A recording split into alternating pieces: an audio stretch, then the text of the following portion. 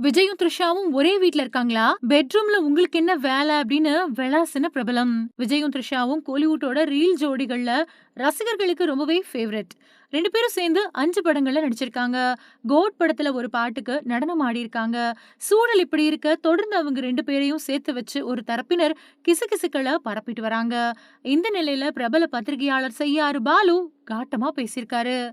ஜோடி படத்துல சின்ன கதாபாத்திரத்துல நடிச்சு, அதுக்கு பின்னாடி ஹீரோயினா அறிமுகமானவங்க த்ரிஷா. தொடர்ந்து பலர் கூட நடிக்க ஆரம்பிச்ச அவங்க, விஜய் கூட கில்லி படத்துல முதல் முறையா ஜோடி சேர்ந்து நடிச்சாங்க. அந்த படம் மிகப்பெரிய ஹிட் அடிச்சது. அதுக்கு பின்னாடி ஆன் கேமராவுல அவங்க கெமிஸ்ட்ரியும் ரொம்பவே நல்லா இருந்துச்சு. இதனால அந்த ஜோடிய ரசிகர்கள் தல மேல தூக்கி வச்சு கொண்டாட ஆரம்பிச்சாங்க. அதைத் தொடர்ந்து திருப்பாச்சி, ஆதி, குருவி மாதிரியான படங்கள்லயும் சேர்ந்து நடிச்சாங்க. அவங்க தொடர்ந்து நடிச்சத வச்சு 2 பேரையும் சேர்த்து வச்சு திரைத்துறையில கிசுகிசுக்கள் ஆரம்பிச்சது. இதனால இடையில அவங்க சேர்ந்து நடிக்கிறத நிறுத்திட்டாங்க.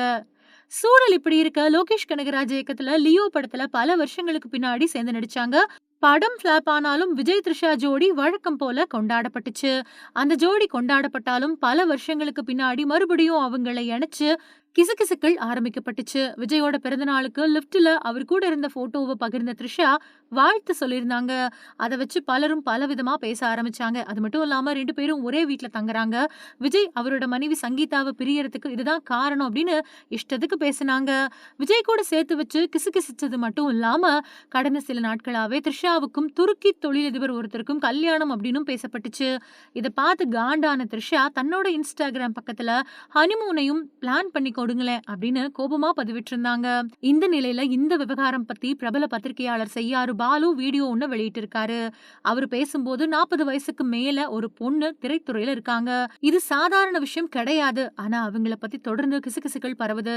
முக்கியமா விஜயும் த்ரிஷாவும் சேர்ந்து ஒரே வீட்ல இருக்காங்க. அவங்க குடும்பம் நடத்துறாங்க அப்படின்னு இஷ்டத்துக்கு பேசிட்டு வராங்க.